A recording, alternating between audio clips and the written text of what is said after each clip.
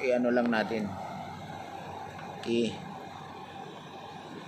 Itapat, yan. Sige, Reggie.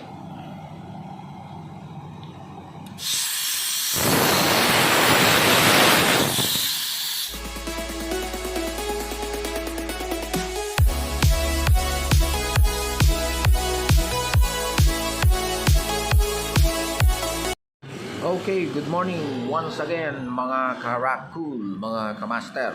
Welcome back to our channel. So, tunghayan natin sa video na to kung paano mag-install using the same piping at kung paano mag-flashing ng tubings bago i-install ang unit.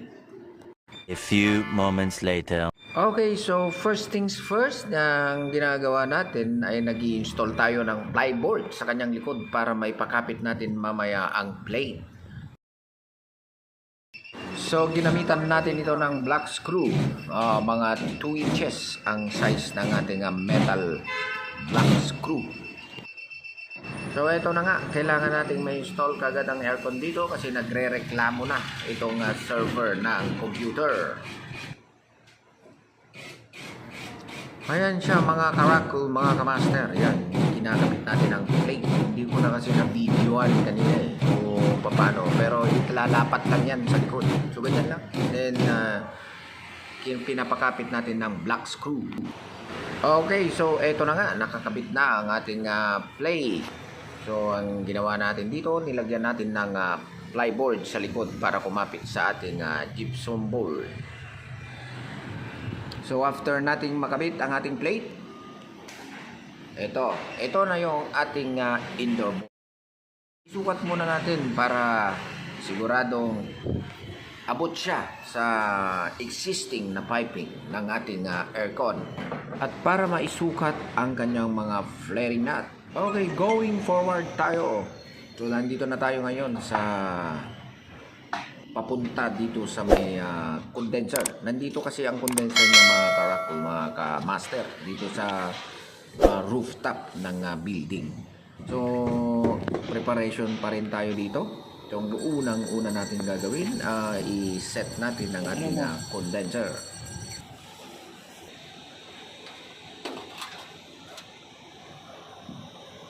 Pasok naman, no? Okay, so this is it. Ang gagawin natin na ipo-bolt yan, then at saka natin na ayusin ang kanyang fittings.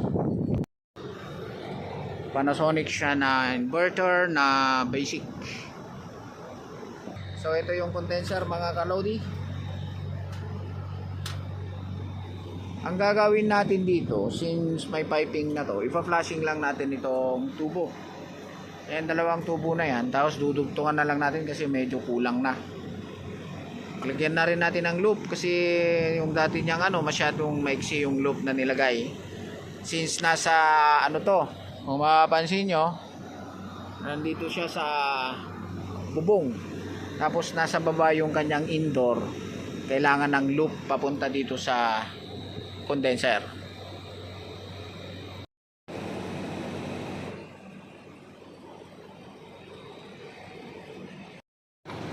So, since yung natin, yung piping, yun nga, sabi ko kanina, walang loop. So, nilagyan natin ng loop. Ayan, Ang purpose nito, mga kalodi, ay para yung langis ng ating system hindi bumaba sa evaporator. Gawa nga ng nasa taas ito ng bubong. So kailangan may loop talaga. Ayan, kung makikita nyo, nilagyan natin ng loop yung kanyang discharge. Then ang ginagawa natin ngayon ay nag-flip flaring. So ganito rin ang ginawa natin sa indoor, hindi na ipakita pero same thing. Pinalitan natin yung nut doon, yung flaring nut, then tsaka natin ito fini-flare. So, alam ko familiar na kayo with this kind of method, mga karakul, mga kamaster. Ayan, so meron tayong flaring tools na ginagamit para ma-flare ang ating mga piping. Mag-ingat lang sa pag-flare. Kailangan master talaga kayo sa pag-flare para tamang-tama talaga ang buka ng inyong gagawin. So, hindi kailangan madiliin. Kailangan perfect ang gawa. So, kapag nag-fittings tayo, laging tandaan, mas maganda kung walang crack. Walang crack dito sa gilid. Ayan. Wala siyang crack kahit na konti lang. Perfect yung ganyang pag-fittings. Ayan o. Oh.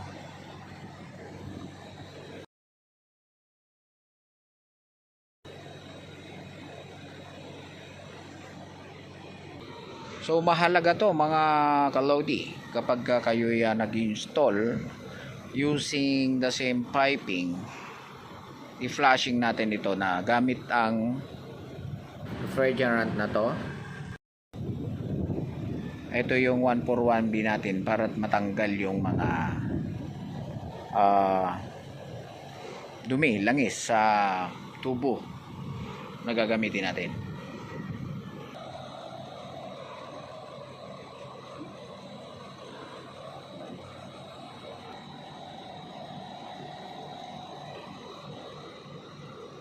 So ibuhos lang naman yan kasi parang liquid free yun yan, yung para lang siyang gasolina kumbaga, pero free yun yan. Ito yung gamit natin para matanggal yung mga langis sa loob. So gamit ang nitrogen, ipa-flush natin pababa yung langis. So ilalagay lang natin yung hose na ganyan kasi may rubber naman yan dyan. Tapos ano lang natin. Tapat. Yan. Sige, Reggie.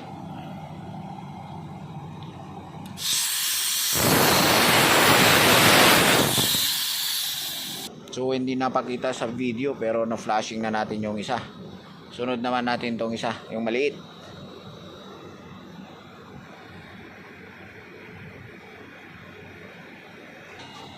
So ganyan lang naman yan pag tapos doon sa baba may nagpa-flashing kung saan ang dulo sa indoor. Pakita natin mamaya.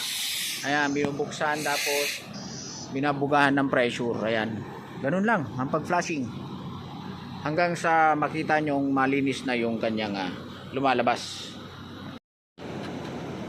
So pagka ilagay na yung piping after inyong ma-flashing.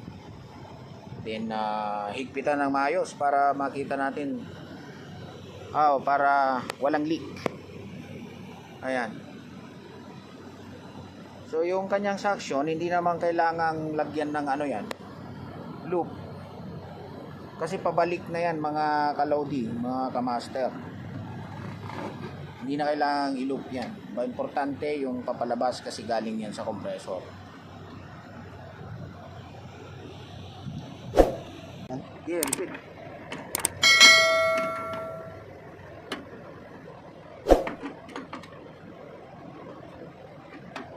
Yung isa.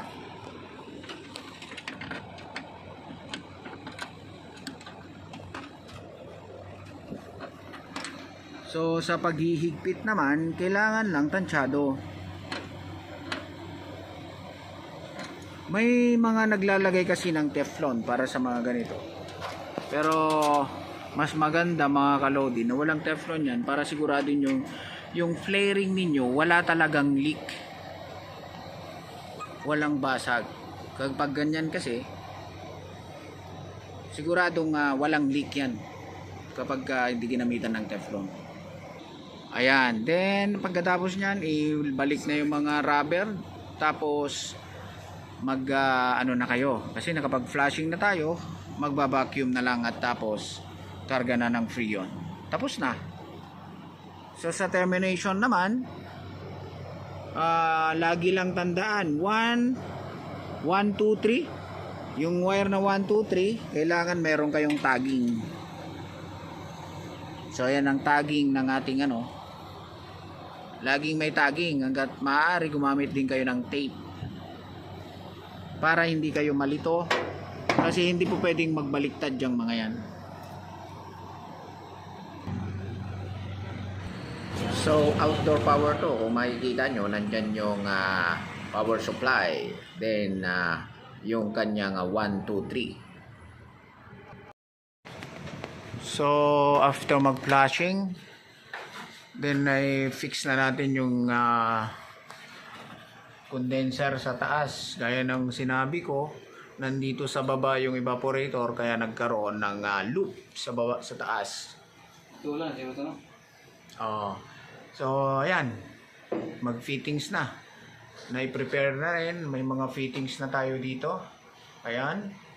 So, install na lang yan. Yung drain natin, ayun. Alright. So, after may fix yung mga yan, mag-ano na. Magba-vacuum na, then magte-testing na.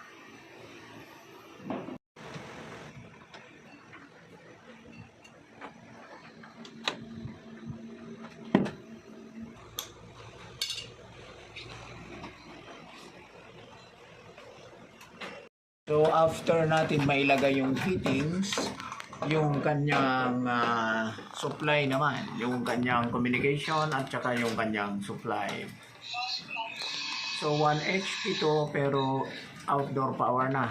Panasonic na inverter. Ganda yung mga ganitong modelo, mga kamaster. Alam nyo kung bakit? Kasi obligado tayo na magbago ang ating mga aircon unit ay meron tayong service breaker na nilalagay sa likod. Okay, so nakuha na rin yung wiring natin. Ayan na siya. And then, just in case lang mga kamaster, magkaroon ng mali-mali sa inyong tagging, make sure na gamitan nyo ng tester. Few moments later. Then after ma-fix na natin ang ating copper tubes, mga flaring at everything in our copper tube, pwede na tayong ma-vacuum. A few moments later. So eto na mga kamaster, after nating ma-vacuum, pinalutan na natin at saka tayo nagkarga na or nilagay na natin yung pressure na nandito sa ating aircon unit. Kasi kapag bago naman ang ating aircon unit, may laman na to. So pag kinulang at mahaba ang piping, ang gawin ninyo, dagdagan nyo na lang with the same refrigerant na required sa unit na ini-install nyo. At kung nakarating na kayo sa puntong ito mga kamaster, huwag po nating kalimutang i-like ang ating video at paki-comment na rin down below para malaman ko kung hanggang saan nakarating ang video na to. At kung bago ka pa sa ating channel, huwag po nating kalimutang mag-subscribe, like and share this video. Thank you so much again for watching this video. Mabuhay po tayong lahat.